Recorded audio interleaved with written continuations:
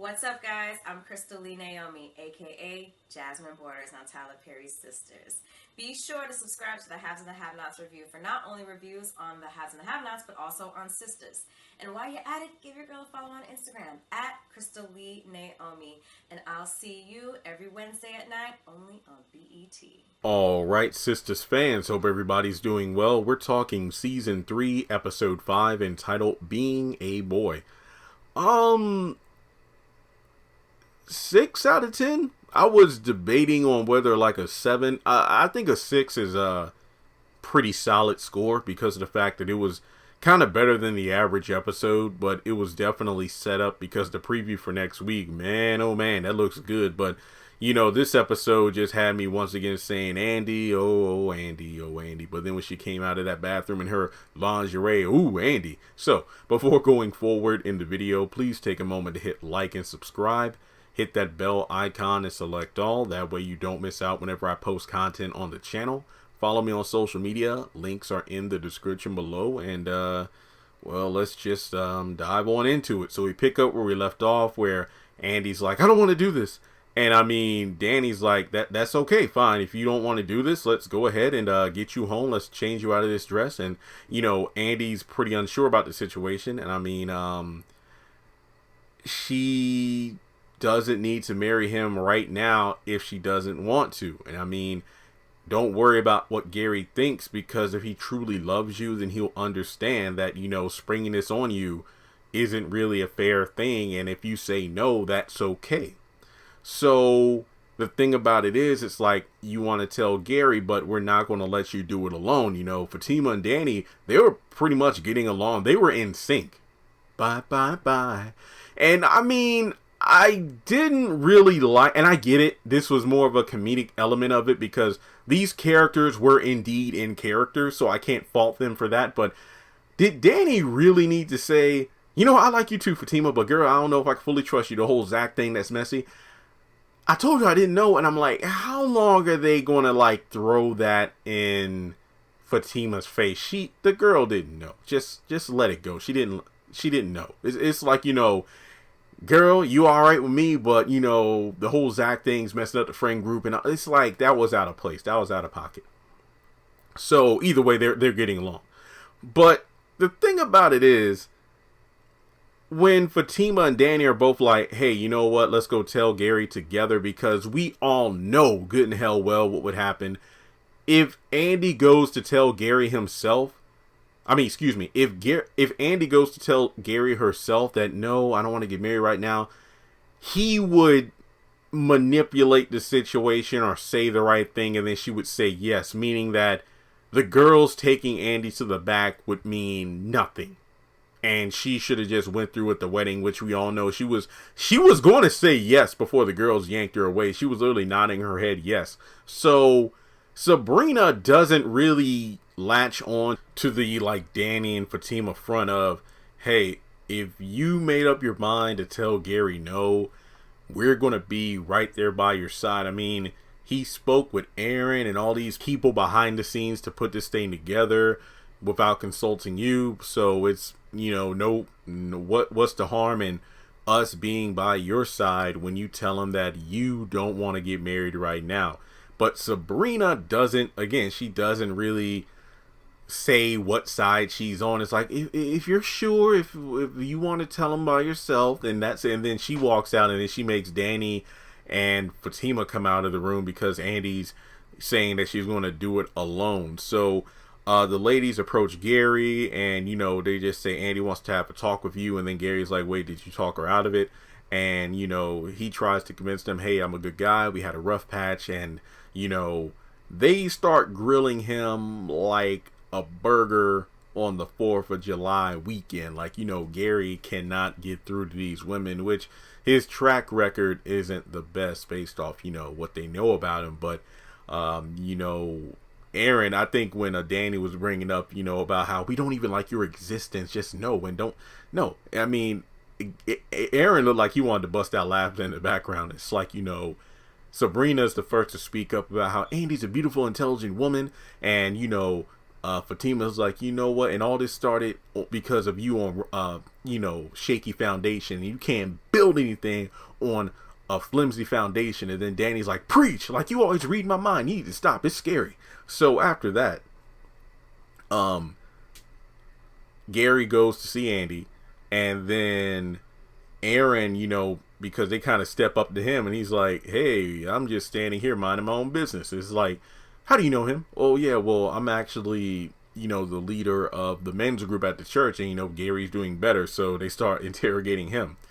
And they start asking him about Karen, and then the whole thing, well, hey, I mean, we're kind of seeing each other, but she's still hung up on Zach. And then Sabrina's like, okay, we don't have to talk about this now. And then Fatima's like, no, it's okay, we can talk about it. It's like, I didn't know about him and Karen, and I try to get away from him anyway due to the fact that it's just too messy. And he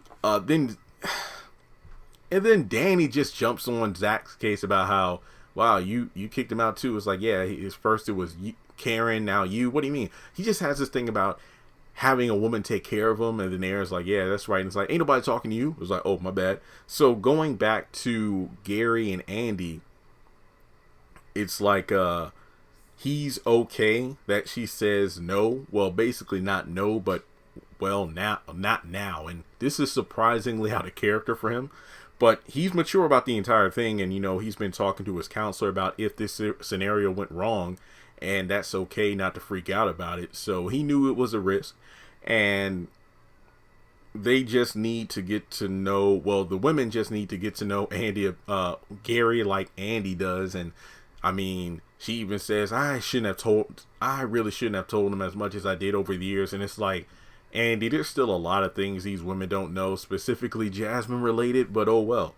And Gary's like, okay, well, you gotta take the dress off, and you can't keep it. No, I want to keep the dress. So they come out, and they're smiling and everything. About it's like, wow, Gary, you're taking this well. And it's like, yeah, I said no, but not now. That doesn't mean never. It just means not at this moment. And then Gary is like, hey, well, how about we all go out to dinner? And they say, no, we got plans. And it's like, Danny's like, well, just to make it clear, it's not that these heifers have plans. We just don't like you and don't want to go out with you. And she didn't get her $500. So yeah, I'd be pissed off too.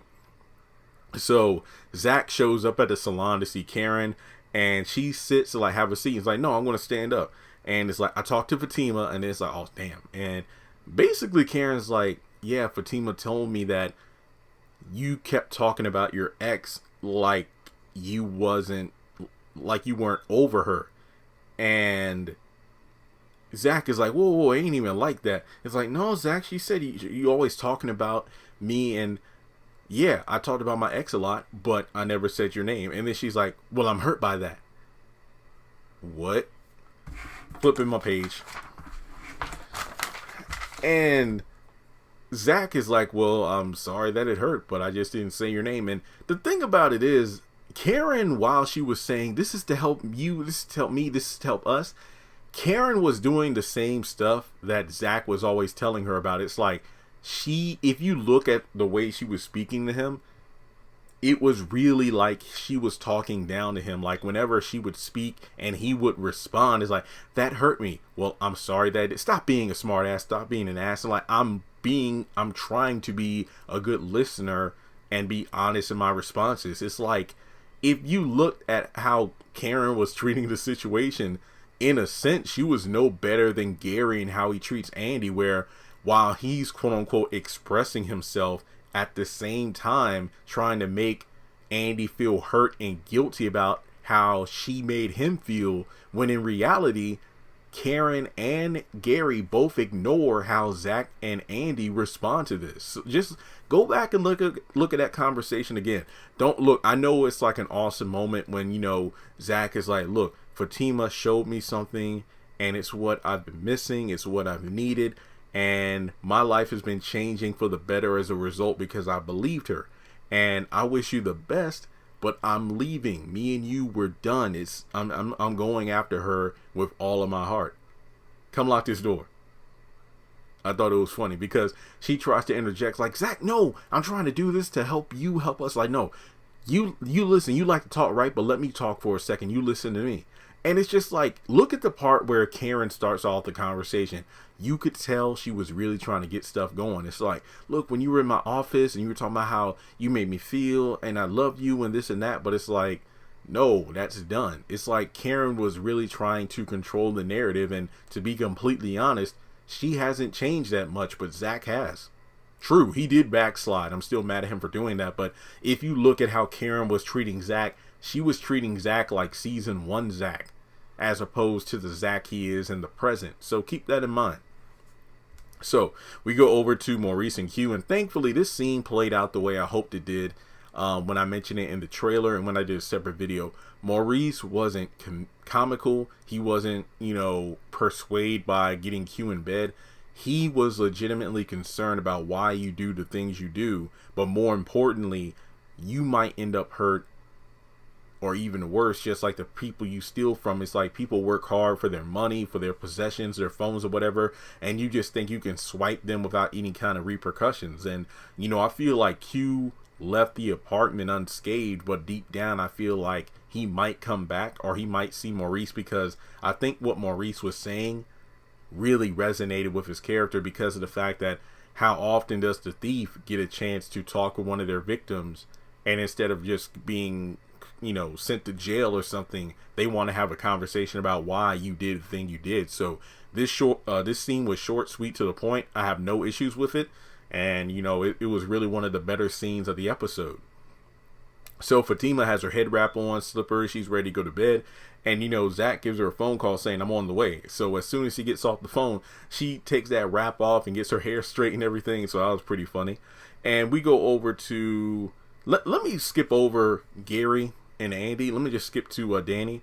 So Danny comes in and Preston's, sleeping on the bed, and there's some bluegrass country music playing. And this is the thing about how Preston's treated, which I don't like. It's like Danny's so free to say, turn that crap off. What has me thinking about, white boys without the shirts on and tiki torches. It's like basically you're stereotyping Preston just because of the music he was listening to. Like, I think in the last episode when Zach mentions it, it's like, oh yeah, well Danny, Preston's like, Danny hasn't heard that music yet, but he was just taking a nap, he was resting, and then all of a sudden she comes in there, starts barking orders and everything. It's like, I know Preston's a kind dude, but he should have been like, look, I paid the rent for like the next 3 months. The least I can do is listen to 1 or 2 songs I like. They don't have the N-word in them or anything, so whatever. But in any case,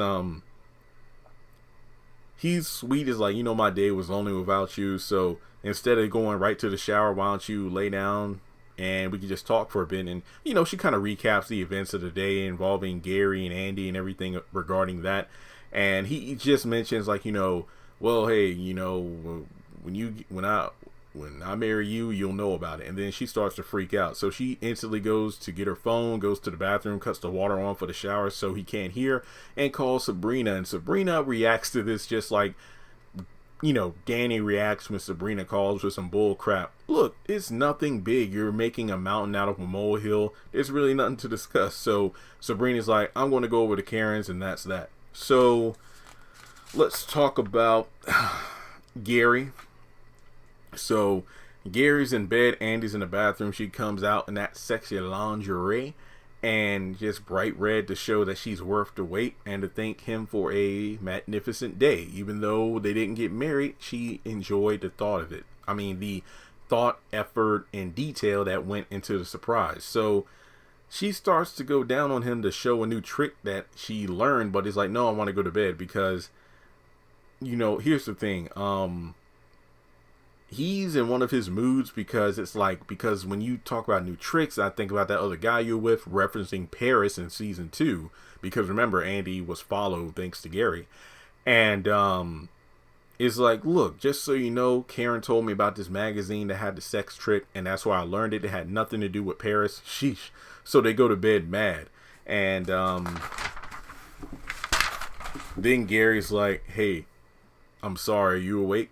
And he's working on it. So he's less of an asshole to an extent. He mentions how he's going to therapy, and just the fact that my jealousy is just, it's crazy because anytime I think of another guy with you, I want to break that guy's neck. And she's like, that's not a good thing. Look, I'm not a possession. I'm your fiance. It's like, I know that.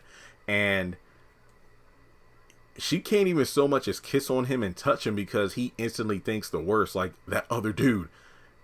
And then they go to bed angry, and then this guy has the nerve to say, Andy, what? Was he in this bed? No! It's crazy because I'm thinking the whole time, like, your ex was in her apartment not even 24 hours ago, willing and ready to kill the both of you. She pulled the trigger twice on you, Gary, and she pulled it on Andy in front of her face, but the gun, I guess she ran out of bullets. So Andy hasn't once brought that up, yet Gary is just going on and on about this one night thing that Andy had with Paris. Like, get the freak out. Just, Andy, run. So we go over to Fatima's place. That comes in, starts kissing her. It's like, no. We need to talk about this. It's like, you need to go. And then he brings up the fact that, you know, look, this whole Karen thing, don't worry about it, because Fatima's like, no, see, I talk with Karen, I know you're still in love with her. And it's like, I'm in love with you too. No, I'm just playing. That's your problem, Zach. You're always playing. And he's like, look, I got a cheap hotel I'm staying at, and I just wanted to come see you. And he's like, you know what, forget this. I want to make love to you. No, none of this sex love making. I want you to F me. And when I tell you, I'm like, Lord, is this BET? Because if this was BET plus, my Lord, because we're talking like Belle Biv DeVoe. It's like, smack it up, flip it, rub it down. Oh no, harder, boom. They was like making the sex faces, the groaning. They pretty much making up for lost time. And I feel like this was the moment everyone was waiting for, until you see the preview for next week, because it shoots it all to hell, but they were going in. So then we go over to the last scene, and Sabrina's at Karen. She just checking on a girl, and, you know, Sabrina tells Karen that Andy didn't go through with it, and Karen's like, well, thank God. And it's like, Sabrina's like, well, hey, you can't live her life for her. And it's like, are you jealous of Andy and Gary? And then Karen doesn't want to answer that and just tells her to leave for the night. And Sabrina's like, well, fine, but you call Andy, you check on her. And then she, you know, opens the door, and Aaron's there. So Sabrina leaves and Aaron comes in, and it's like, I came over to check in on you. It's like, I did call, but I didn't know if your phone was off, if you ignored me, or if you blocked my number.